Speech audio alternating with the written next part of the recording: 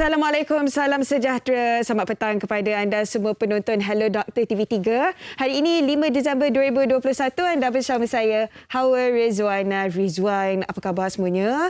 Jadi kepada siapa yang sambut hari lahir hari ini, semoga panjang umur, dimurahkan rezeki, sihat berpanjangan. Baiklah, hari ini di Hello Doktor kita nak bawakan satu topik yang cukup penting sekali berkaitan dengan kanak-kanak dan seharusnya diambil tahu oleh setiap ibu bapa. Hari ini kita nak bersembang-sembang, kita nak berbincang tentang kesihatan mata kanak-kanak.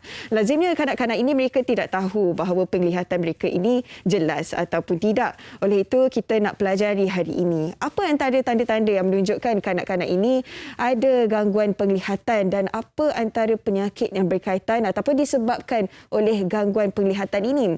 Jadi segala persoalan yang ingin anda ajukan kepada tetamu kita pada hari ini, anda boleh komen di Facebook kami Hello Doktor TV3 ataupun boleh terus hubungi kami di talian 03-7726-1603. Baiklah, segalanya mengenai kesihatan mata kanak-kanak hari ini, dan sebelum saya memperkenalkan tetamu kita pada hari ini, jom kita saksikan bingkisan ini mengenai faktor-faktor masalah kesihatan mata.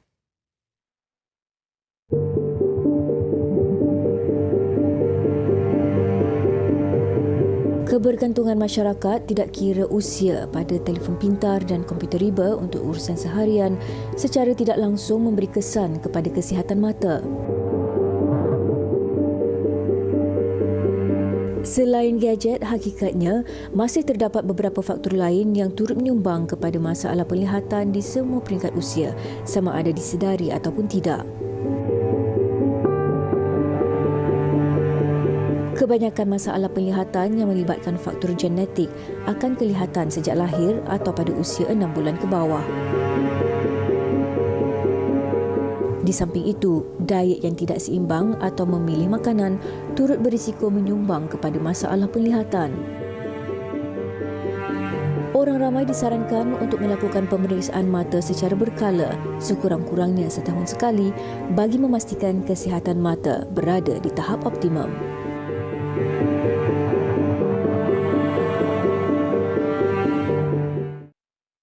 Setelah menonton video itu tadi, pastinya ada lagi banyak soalan nak ditanyakan. Oleh itu, anda boleh terus hubungi kami di talian 03-7726-1603 ataupun anda boleh komen di Facebook kami Hello Doktor TV3. Baiklah, tanpa melengahkan masa, kita nak memperkenalkan tetamu kita pada hari ini. Kita bersama dengan Dr. Nur Hafizah Hamzah, iaitu pakar oftalmologi kanak-kanak Hospital Mata Nasional Tun Hussein On dan juga bertugas di Hospital Tunku Azizah. Lebih mesra dipanggil Dr. Fizah, ya? Ya. Okey, Doktor, terima kasih kerana bersama kita pada petang ini. Okey, Doktor, kita nak warm up dulu, kita nak faham dulu tentang anatomi mata ini, Doktor, secara bahasa mudahnya. Okay, Assalamualaikum dan salam sejahtera. Terima kasih TV3 kerana menjemput saya untuk rancangan hari ini. Okey, suka saya perkenalkan dulu struktur mata. Kalau boleh saya tunjuk di sini. Boleh.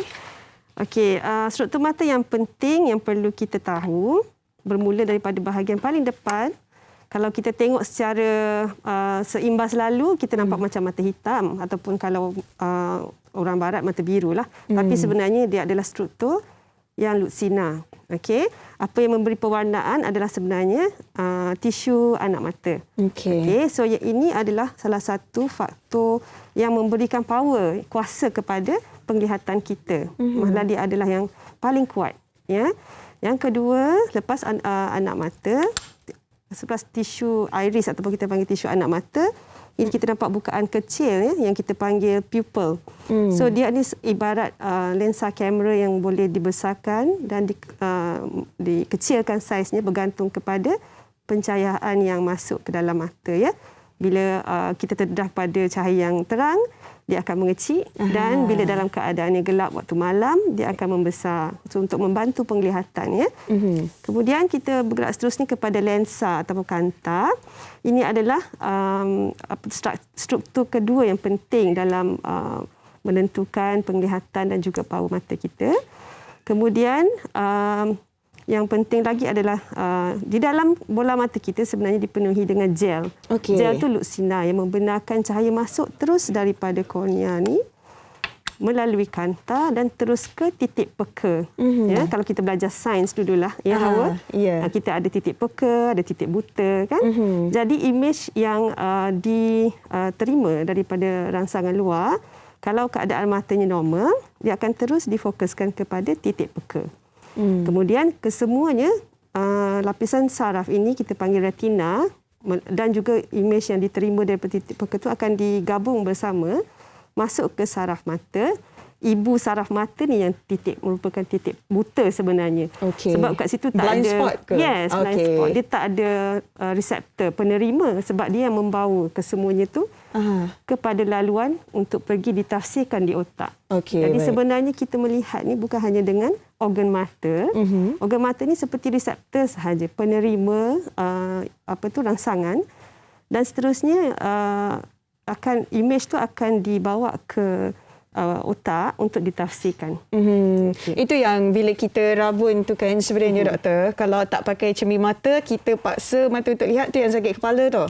Ya, betul. Sebahagiannya lah. Okey, Macam itulah. bila doktor dah terangkan sedikit sebanyak seperti yang kita lihat di kaca TV kan tentang anatomi mata ini, kita nak tahu sebenarnya apa antara faktor ataupun sebab-sebabnya kita ada gangguan kelihatan ataupun ada apa-apa penyakit berkaitan mata ni doktor. Okey.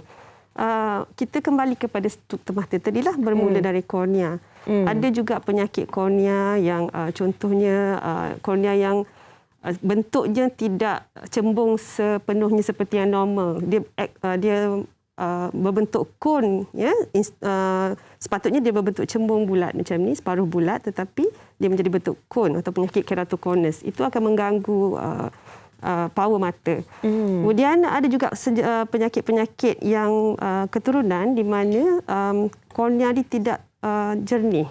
Okey. Ada kabo. Ya, kabo, sebab kita punya kornea ni ada kolagen, banyak kolagen dan juga yang tersusun dengan cantik sekali supaya membenarkan dia menjadi transparent. Okey. Luxina lah. Baik. So selain daripada itu, kat dalam mata kita ni tekanan pun ada juga yang menentukan keseimbangan fungsi mata. Jadi kalau tekanan mata tinggi secara tiba-tiba boleh menyebabkan kornea ni sendiri bengkak, ya. Dan kalau orang yang berumur ataupun kanak-kanak sendiri yang mempunyai penyakit katarak, ya, di mana dia punya kanta ni mengalami kekeruhan. Okey. Jadi menghalang cahaya untuk masuk. Seterusnya kalau ada masalah di dalam gel, di mana gel ni kalau ni saya bercakap terus mengenai masalah pada kanak-kanak, ya, yang berkaitan dengan tajuk hari ini. Dulu-dulu masa dalam kandungan dia ada salur darah yang memberi nutrien kepada gel dan juga struktur dalam mata.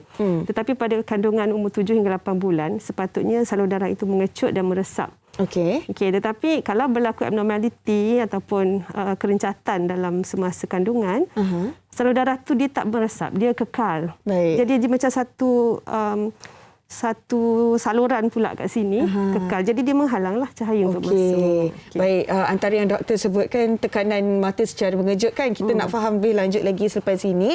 Dan kita ada satu soalan daripada penonton kita di Facebook. Dari Facebook Hello Doktor TV3. Dari Muniratul Syuhada. Adik saya kerap bermain menggunakan alat VR ataupun virtual reality pada setiap hujung minggu. Tapi risau pelihatannya akan jadi semakin teruk. Sebab dulu selalu orang kata tak elok kalau tonton TV atau main gadget dengan jarak dekat.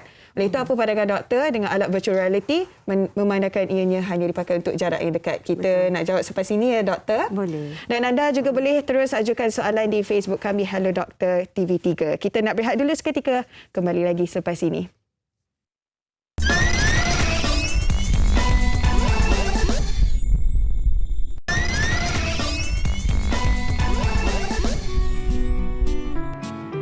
Saya menyedari anak kami menghadapi masalah mata apabila mereka kerap mengadu sakit kepala dan tidak dapat membaca apa yang ditulis oleh guru di sekolah. Mereka juga kerap pening kepala terutama apabila membaca buku dan mengecilkan mata ketika melihat objek jauh. Kemudian kami membawa mereka berjumpa dengan pakar mata untuk membuat pemeriksaan dan pakar menasihatkan anak kami untuk memakai cermin mata. Mula dikenal pasti oleh guru kelasnya, di mana dia ni kalau nak salin sesuatu di papan hitam, dia kena menuju ke papan hitam dan balik semula ke meja menyalin. Jadi kami putuskan untuk bawa Puteri Zahra jumpa dengan pakar. Ingatkan nak buat sesuatu lah tanpa perlu pakai cermin mata. Tapi doktor pakar kata belum sesuai sebab umurnya baru 9 tahun. Masa tu adik saya darjah 2. Dia balik rumah daripada sekolah, setiap hari mesti dia komplain pening, kan, mengadu pening kepala. Lepas tu dekat kelas tak dapat nampak langsung apa yang cikgu tulis atas papan putih. Kita dah mula risau lah kan. Jadi kita call cikgu suruh dia pindahkan adik saya ni ke depan sikit. Jadi terus kita orang buat check up, tengok-tengok memang betul. Diorang cakap dia ni dah ada power dah kena pakai spek mata. Bertemu kembali di Hello Doctors. Dan tadi kita saksikan perkongsian daripada rakan-rakan kita tentang mereka yang mempunyai ahli keluarga yang mempunyai masalah kesihatan mata. Baik, kita nak teruskan perbincangan kita hari ini bersama dengan Dr. Fiza. Okey doktor, sebentar tadi kita ada soalan di Facebook kan yang bertanyakan tentang penggunaan gadget virtual reality kerana main gamenya hari-hari dan kita tahu kalau virtual reality ni pandangan begitu dekat sekali kan doktor? Betul. Okey. Virtual reality ni adalah satu gadget yang agak baru ya dalam pasaran dan juga dalam masyarakat kita. Seperti yang Hawa sebut tadi, dia menggunakan jarak yang sangat dekat ya, dan kadang-kadang kanak-kanak dia akan terleka, dia akan seronok main dan tak sedar dah berapa lama sebenarnya mata dia terdedah kepada permainan tersebut.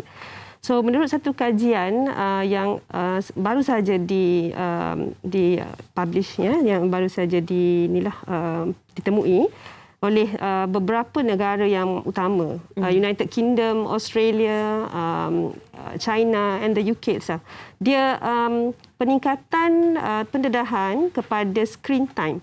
Tidak kira sama ada gadget ataupun kombinasi antara gadget dan skrin komputer, boleh meningkatkan rabun jauh sangat tinggi. Ya, terutamanya kalau penggunaan yang lama tanpa ada rehat. Seperti 8 jam terus-menerus. Ya. Jadi sangat mendedahkan kanak-kanak kepada inilah. Akan mendedahkan kepada masalah penglihatan. Saya pasti ramai dalam kalangan ibu bapa sekarang ini yang terdengar doktor kata bila terlalu terdedah ataupun terdedah kepada gadget terlalu lama, kita pun yang dewasa ni risau kanak-kanak apatah lagi kan. Tapi kita tak boleh nak lari kan. Sebab sekarang ni nak dapat apa-apa info pun pastinya melalui gadget, pastinya melalui media sosial juga. Jadi lepas ni doktor kita nak tahulah antara tipnya. Tapi sekarang ini doktor kita nak fokuskan dulu kepada kanak-kanak. Kita nak tahu beza ketara tak mata kanak-kanak dan juga orang dewasa. Okey. Secara amnya kita nampak hanya saiz yang berbeza. Yang kanak-kanak kecil dan dewasa besar. Perkembangan penglihatan kanak-kanak sangat pesat berlaku dalam 4 hingga 6 tahun pertama.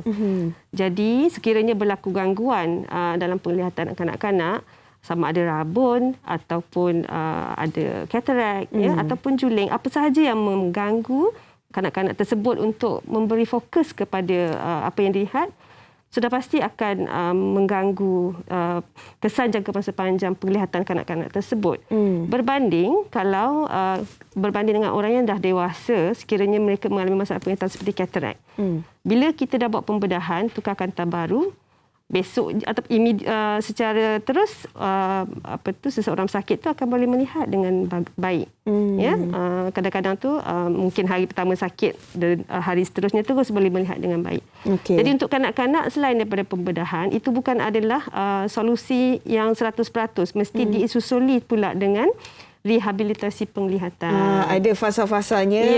Dia tak semudah dan inilah ringkas macam mata orang dewasa. Oleh itu doktor, kita nak tahu juga biasanya apa antara penyakit berkaitan mata ni yang biasanya kanak-kanak yang hadapi doktor? Kita perlu telusuri mengikut perkembangan penglihatan lagilah.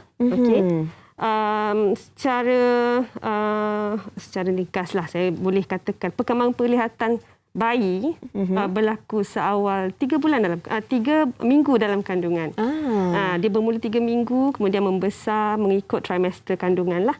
Dan sepatutnya matang pada umur 40 minggu. Masa kandungan dah matang, penglihatan secara khususnya dia punya salur darah semua tu dah lengkap. Dan masa baby tu lahir, dia dah mula boleh melihat samar-samar muka ayah dan ibu. Okey, penyakit yang biasanya berlaku pada peringkat awal adalah penyakit yang boleh dikatakan sama ada dari keturunan atau penyakit congenital. Congenital itu maksudnya selepas lahir dah terus ada. Antara contoh-contohnya penyakit katarak congenital, penyakit retinitis pigmentosa, penyakit pada saraf mata, kemudian sejenis kanser mata kanak-kanak, retinoblastoma. Bila kita pergi ke arah yang besar sikit, mungkin bila dah mula fokus kepada sesuatu objek, kita boleh nilai seawal 6 bulan sama ada anak tu boleh nampak dengan jelas atau tidak. Jika dia tak melihat pada satu tempat dengan tepat, contohnya mata dia mula sebelah keluar atau ke dalam, itu kita panggil juling lah. Itu masa usia bayi kalau 6 bulan. Kalau baby tu lahir matang, kita ambil kira bermula 6 bulan ke atas. Kemudian bila ada berlaku juling, biasanya mak dengan ayah akan sedar dengan cepat dan bawa kepada kami, doktor mata. Lepas tu kita nampak refleks putih dalam mata kanak-kanak.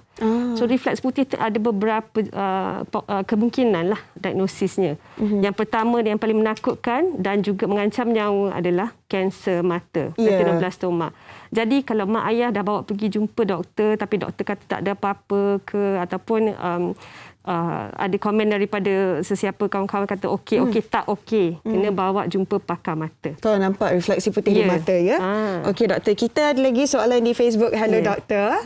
Okey, daripada penonton kita daripada Juwita. Suami ada masalah buta warna tapi bukan secara total. Adakah penyakit ini akan diwarisi anaknya sekiranya mengandung nanti, dan ada tak cara untuk mengubatinya? Ada rawatannya tak doktor? Macam mana?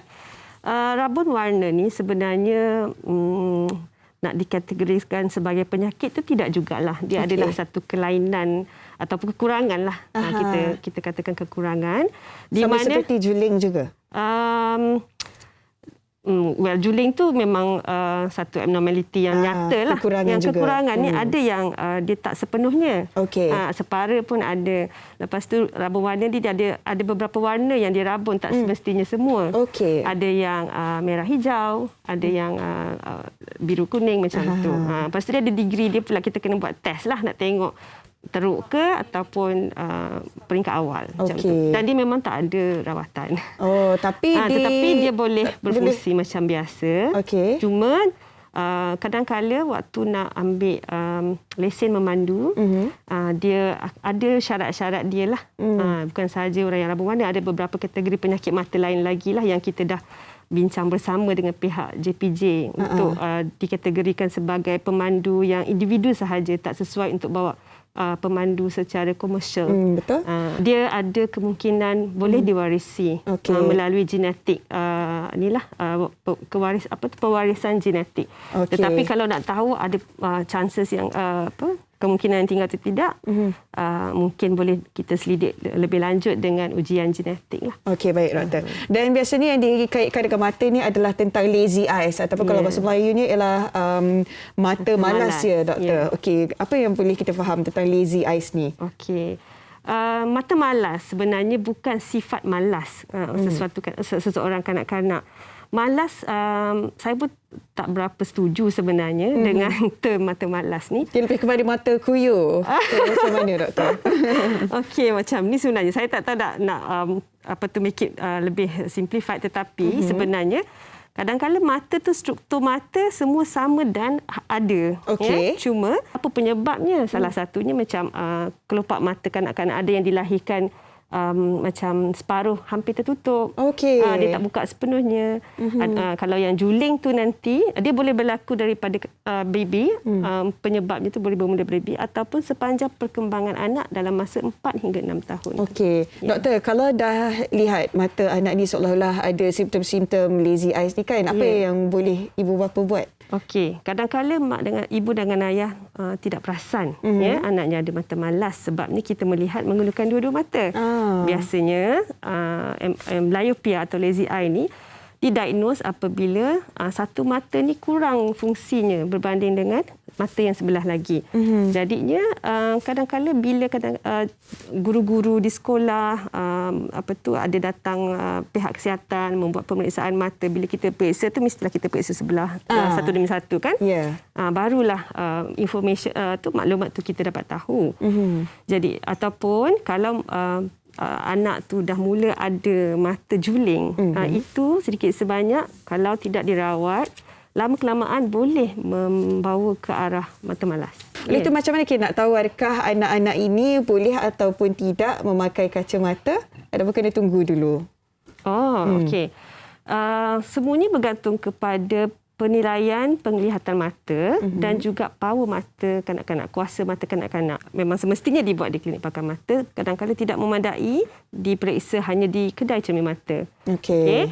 Jadi untuk kanak-kanak, sememangnya kalau kita punya julat normal bergantung kepada umur. Bermaksud power mata kanak-kanak yang berumur kurang pada setahun tak akan sama dengan power mata untuk kanak yang berumur 6 tahun ke atas. Okey, dia ikut kita punya umur kanak-kanak tersebutlah. Jadi bila kita dapati dia menjangkaui julat normal, sudah pastinya kita perlu bagi rawatan.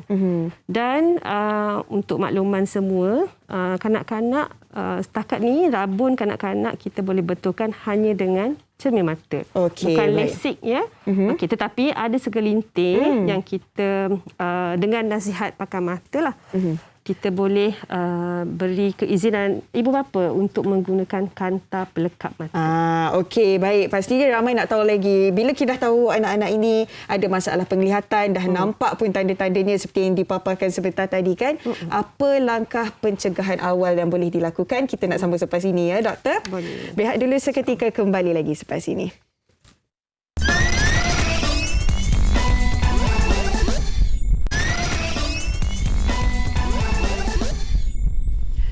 Kembali lagi di Hello Doktor 5 Disember 2021 dan kita masih bersama dengan Dr. Fiza ya.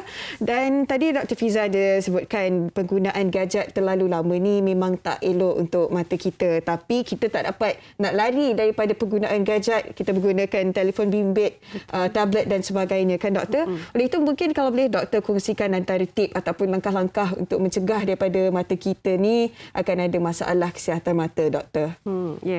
Dengan pandemik COVID-19 ni memang anak-anak dah mula diperkenalkan dengan PDPR ya. Jadi tidak kita tidak boleh lari daripada penggunaan gadget ya. Ada yang guna desktop, ada yang guna laptop dan ada juga kanak-kanak yang terpaksa menggunakan telefon bimbit untuk pembelajaran.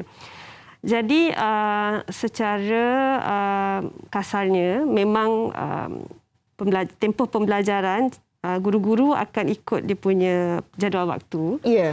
Dan mungkin guru-guru pun akan mata pelajaran tu akan mengambil masa 30 minit atau lebih ya. Tetapi saya ingin berkongsi sedikitlah petua di mana mungkin masyarakat dah mula mendengar tips 20-20-20 ya. Okey, kita boleh tumpukan kita punya perhatian kepada gadget kita selama 20 minit. Kita ada rehat sekejap selama 20 saat. Dan kalau boleh kita tengok benda jauh yang agak 20 kaki ke depan. Rehat maksudnya bukan main game di telefon bimbit juga kan? Bukan. Rehat tu maksudnya alihkan pandangan kepada benda yang jarak jauh sejauh 20 kaki lebih kurang lah. Nanti mak ayah mungkin boleh bantulah 20 kaki tu macam mana, apa yang ada kat situ kan. Ada baiknya kalau ada kemudahan di mana meja tu boleh letak tepi tingkap, Kita boleh tengok pokok kat luar, itu lebih baiklah sebenarnya. Okey, tetapi total secara jumlah pembelajaran untuk seharian tu kalau tak rehat langsung tu memang tak boleh. Akan ada eye strain, penat mata, lepas tu kita pun bila tengok skrin terlalu lama kita sebenarnya akan kurang berkelip. Okey. Kadar blinking reflex tu kurang. Jadi kita kena ingatkan diri kita untuk kelip-kelip jugalah. Ya, apa fungsi berkelip? Berkelip tu sebenarnya sangat penting ya Hawa.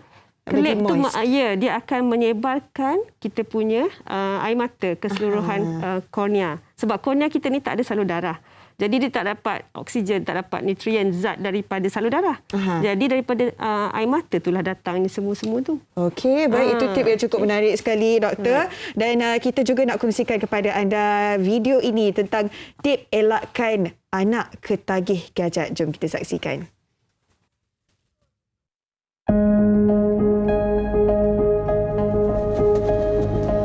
Isu penggunaan gadget dan kanak-kanak bagaikan tiada noktah. Menurut Lembaga Penduduk dan Pembangunan Keluarga Negara, seramai 78.3% ibu bapa di Lembah Kelang sahaja telah membenarkan anak-anak mereka menggunakan gadget pada tahun 2019. Jadi hari ini saya akan bertemu dengan seorang pakar motivasi bagi mengetahui apakah langkah yang perlu diambil bagi memastikan anak-anak ini tidak menggunakan gadget dengan keterlaluan.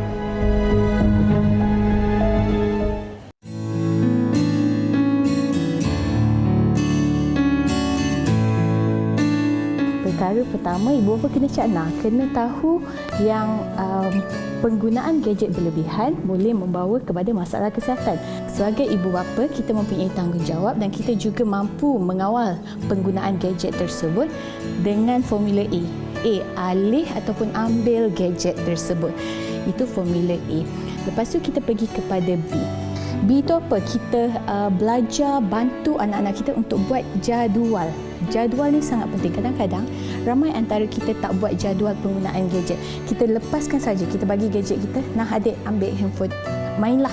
Sebab kita nak memudahkan kerja kita kan. Disarankan untuk penggunaan sesebuah gadget tidak melebihi 40 minit. Tapi untuk anak di bawah 2 tahun, jangan bagi langsunglah kalau boleh. C pula apa? Kita kena cakap dengan anak kita mengenai keburukan ketagihan gadget. Apakah impaknya ke atas kesihatan kita, ke atas kesihatan anak-anak kita kan? Kesihatan tadi macam saya bagi tahu bukan hanya fizikal tapi dari segi emosi. Perasan tak anak-anak kecil kalau dia dah main gadget dalam tempoh yang lama, lepas tu kita ambil, lepas tu dia akan marah, dia akan tantrum kan? Dari segi emosi ya, pengawalan emosi dekat situ akan amygdala akan keluarkan emosi apa? Marah, kecewa, sedih. Dekat situ tak elok. Okey, design rules ataupun disiplin ataupun hukuman yang bersesuaian sekiranya anak-anak kita tidak mematuhi waktu yang ditetapkan ataupun bermain dengan secara berlebihan kan. Jadi kat situ kita design sesuatu yang sesuai dengan mereka. Janganlah orang kata pukul sangat kan. Tetapi kita design rules tu. Contoh paling mudah apa yang kita boleh buat, basically kita ambil teknologi mereka. Kalau dia main, let's say kita tetapkan 40 minit, tiba-tiba dia main sampai 1 jam setengah. Jadi kita design satu peraturan. Kalau adik main lebih daripada tempoh ni, mama akan ambil adik punya teknologi untuk 1 hari. So, yang ni sesuai untuk kanak-kanak di bawah usia 15 tahun lah. Kita jangan buat dekat anak kita yang berusia 18 tahun. Nanti dia akan memberontak kerana 18 tahun dah berada dalam satu tahap umur di mana mereka tahu berfikir logik, mereka ni dia ada king lah orang kata kan. Kita example lah, basically lead by example. Janganlah duk cakap dengan anak-anak, adik jangan main gadget, tapi kita duk scroll Facebook, kita duk scroll Instagram. Saya selalu nampak dekat meja makan kan, kadang-kadang kan bila mak ayah marah anak-anak kan, jangan main phone, tapi kita duk ambil phone kita duk scroll depan anak kita. So lead by example. Kenapa example? Sebab anak-anak akan meniru kelakuan ibu bapa. F ni apa? Fokus pada aktiviti lain. Sebab kadang-kadang kita tak design aktiviti untuk anak kita, kita tak fokus pada aktiviti-aktiviti lain. Contoh kalau cuti sekolah, anak-anak dekat rumah, kita biarkan sahaja mereka main gadget, tengok TV kan. Kita tak ada pun terfikir nak suruh anak-anak kita keluar sekejap main basikal. Jadi fokus pada aktiviti lain yang boleh sebenarnya memesongkan diorang punya pemikiran daripada fokus terhadap gadget kepada aktiviti-aktiviti sosial di luar. Jadi itulah formula A to F yang mana ibu bapa boleh praktikkan untuk membantu anak-anak kita daripada terjebak dengan ketagihan gadget yang akhirnya akan menyebabkan berlakunya masalah kesihatan mental, fizikal dan juga masalah sosial.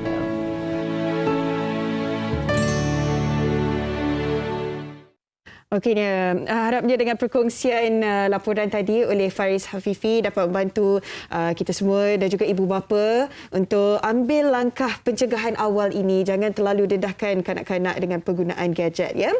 Okey, baiklah, hari ini kita juga bersama dengan Armani Kouachi, iaitu seorang selebriti kanak-kanak dan sudah pun bersama kita dalam talian. Hai Kouachi. Hai, Assalamualaikum. Waalaikumsalam. Terima kasih kerana bersama Hello Doktor hari ini. Apa khabar Kouachi?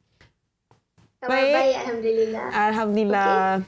Okey, Kouachi, difahamkan kan Kouachi ada masalah penglihatan kan, antaranya disleksia.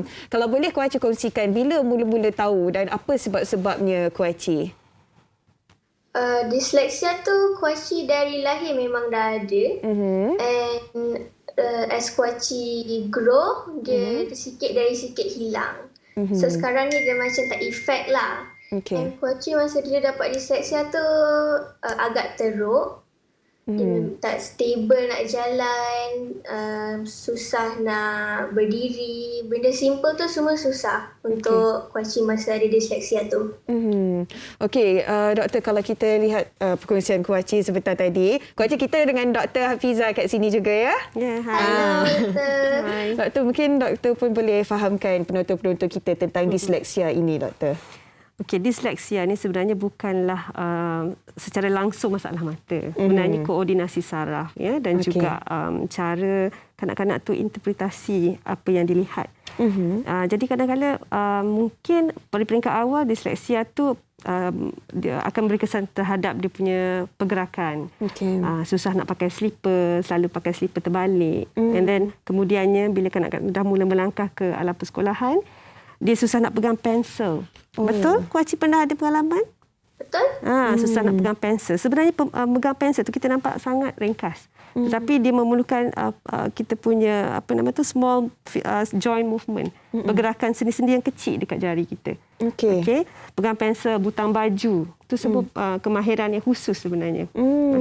Menulis tu pun boleh jadi terbalik. D dengan B. Jadi masa itulah biasanya kita catch up. Kita mula mengesan anak-anak yang mengalami disleksia. Secara jujurnya memang mereka akan dihantar untuk kami membuat pemeriksaan penglihatan lah dengan lebih komprehensif. Dan kadang-kala mereka sebenarnya boleh melihat dengan normal. Cuma interpretasi tu lagi sekali, interpretasi di bahagian otak masing-masing lah. Baik. Kita pun nak dengarkan pengalaman Kouachi juga kan bila dah tahu ada masalah disleksia ini. Macam mana Kouachi jalani rutin seharian Kouachi? Kouachi ni aktif orangnya, menari pun dia juga kan? Jadi macam mana Kouachi sendiri menghadapi semua cabaran ni? Okey, Kouachi punya mak, dia fikir kalau orang fikir kalau disleksia kena hantar tempat yang special tu. Tapi mak Kouachi dia cakap kalau nak lebih kuat kita kena cabar diri untuk jadi normal. So mak Kouachi pun hantar pergi sekolah normal walaupun ada kondisi disleksia. So bila Kouachi dah besar, makin pergi sekolah biasa semua, dah buat kawan, Kouachi pun dah tak ada kesan disleksia tu. Dan sekarang ni Kouachi rabun ya? Betul. Okey, sama, kita pun rabun juga. Dan bila nak menari semua tu mengganggu tak sebenarnya? Tak mengganggu sebab Kouachi pilih glasses yang ringan dan sesuai untuk menari yang agresif. Okey. Sebenarnya kan Kuaci, bila rambut ni pun ada macam-macam dia punya cabaran juga kan. Ada kalanya sakit kepala semua tu. Jadi Kuaci pula macam mana? Kuaci satu benda je. Kuaci tak boleh main phone dengan gelap. Okey. Kalau tak nak pakai spek, kalau nak pakai spek jangan main phone kat gelap sebab itu adalah masalah yang Kuaci rasa regret buat. Ya, sebab Kuaci dulu suka main phone kat gelap, tak tahu dia punya kesan. Masa darjah 2 tu, Kuaci nak pergi cek mata. So Kuaci pun sibuk cakap mak Kuaci, nak cek juga, nak cek juga. Lepas tu, dah cek rupa-rupanya power 250. Tingginya. Masa darjah 2. Okey. Baik. Doktor, macam mana tu tentang penggunaan gadget dalam gelap? Saya rasa bukan kanak-kanak je Kuaci. Orang dewasa pun sama juga kan? Sebelum tidur, cek WhatsApp dulu semua. Which is sebenarnya amalan yang tidak sihat. Okey, bila kita memegang telefon, bila kita rasa tulisan terlalu kecil atau kita tidak lihat dengan lebih jelas, kita akan bawa lebih dekat. Bawa dekat, naik brightness. Yes. Okey, jarak membaca yang normal sebenarnya adalah 33 cm. Anggaran macam pembaris panjang itulah. So sepatutnya dia kadar macam ni. Okey, lebih kurang. Tetapi kalau dibawa ke depan lagi, lambat laun akan mengganggu fungsi fokus mata kita. Itu yang jadi strain eyes ya. Yang sakit kepala tu, lepas tu mata mula, dan pencahayaan juga memainkan peranan yang penting lah. Kalau dalam gelap kita hanya akan bertumpu kepada phone punya light, apa tu orang kata dia punya lighting daripada phone sahaja. Which is actually tak cukup lah sebenarnya. So in fact, kalau macam untuk kanak-kanak belajar, dinasihatkan mempunyai pencahayaan yang bagus dalam bilik yang terang. Bukannya yang lampu dari belakang, ditimpa bayang macam tu tak bagus. Satu bilik kena terang juga. Maksudnya kedudukan lampu tu mustahak. Okey, bukan di belakang tapi kalau boleh dari atas ataupun dari depan, bukan di belakang kepala kita. Supaya pencahayaan tu bagus dan cukup lah untuk kanak-kanak tersebut. Okey, baik. Sudah tadi pun Kuaci pun dah kongsikan kan, kalau Kuaci sendiri tak boleh main gadget dalam gelap kan. Dan kita juga nak dengarkan nasihat daripada Kuaci untuk kawan-kawan ni tentang penggunaan gadget, tentang penjagaan mata. Silakan Kuaci. Okey, Kuaci nak nasihat yang kalau boleh jangan selalu main gadget sebab dia bukan benda yang bagus untuk mata, tapi guna masa perlu. And kalau boleh jaga mata, tidur yang cukup, dan selalu jangan selalu main gadget lah. Itu pesanan utamanya ya. Terima kasih banyak-banyak Kuaci kerana bersama Hello Doktor. Jaga diri ya. Okey, terima kasih semua. Bye, Assalamualaikum. Salam. Okey, baiklah. Kami di Hello Doktor pun nak berehat dulu seketika. Kembali lagi selepas ini. Anda jangan ke mana ya.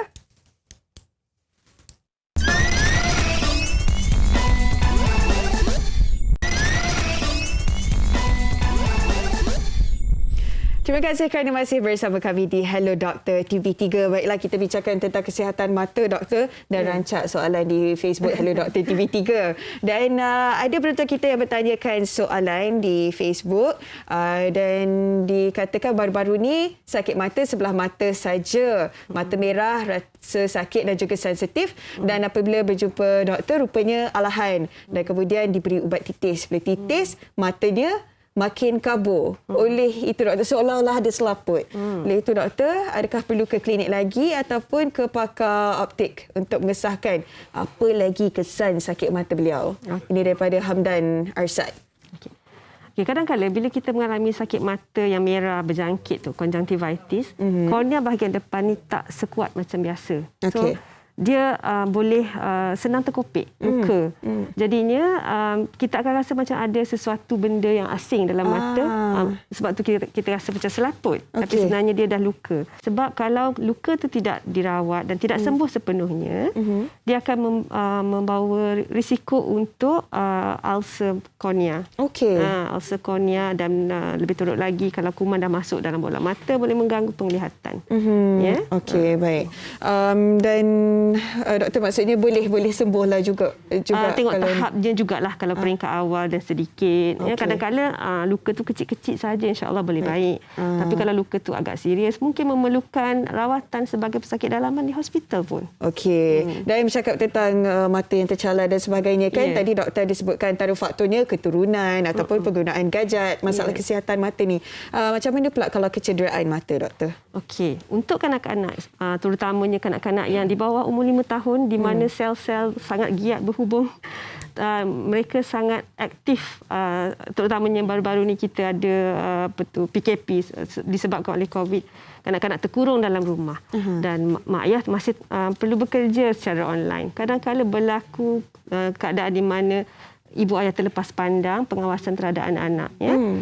Benda-benda yang kita rasakan seperti biasa yang tidak membahaya seperti pensel, benda-benda di rumah, sedu garfu, lidi sate. Kalau rasa dapur tu kita boleh sekat dengan penghadang kanak-kanak tu, sila pastikan mak ayah sediakanlah. Dapur lah terutamanya kawasan. Betul, meja makan. Di kawasan hall pun bucu-bucu meja tu pun juga menjadi punca kecederaan kadang-kala. Okey. Dan tadi pun doktor ada sebutkan sebenarnya untuk nak mengurangkan ataupun membantu masalah rabun ni pakai cermin mata. Adakah bila pakai cermin mata ni rabun tu akan kurang, doktor? Okey, dia bergantung kepada jenis rabun dan juga bergantung pada perkembangan umur kanak-kanak. Kalau rabun jauh tu memang dia tak akan kembali normal. Rabun jauh dia sama ada stable ataupun makin teruk. Okey. Dia ada kita punya julat normal macam saya cakap tadilah. Kalau power dia naik 50 dalam setahun masih dikira normal. Tetapi kalau lepas pada setahun naiknya sampai 200. Bermaksud doktor mata harus berikan perhatian yang sepenuhnya dan mungkin perlu rawatan selain daripada cermin mata, iaitu rawatan ubat titis, tetapi bukan untuk mengembalikan kepada power asal, untuk menstabilkan. Okey, baik. Lagi satu, doktor, adakah boleh kanak-kanak ataupun remaja lah umur 12 tahun ke atas makaikan telekap? Sebab kalau kita lihat di barat, contohnya di United Kingdom, kanak-kanak yang aktif main bola sepak, atlet kan, mereka kena pakaikan telekap ni sebab tak mengganggu. Kalau pakai cermin mata kan agak rimas sikit kan pergerakannya. Macam mana, doktor? Sebenarnya tidak begitu digalakkan lah kalau untuk kanak-kanak yang baru berumur 12 tahun macam tu. Tetapi kalau remaja, contohnya 18 tahun, diorang dah faham macam mana penjagaan, nak bersihkan, penyimpanan, kantar lekap tu, maka kita pun bolehlah bagi peluang untuk dia menggunakan bagi tujuan yang rekreasi sahajalah. Itulah sebab biasanya orang ingat kalau pakai kantar lekap ni hanya untuk bergaya saja kan, tetapi sebab rimas nak pakai cermin mata tu kan, doktor.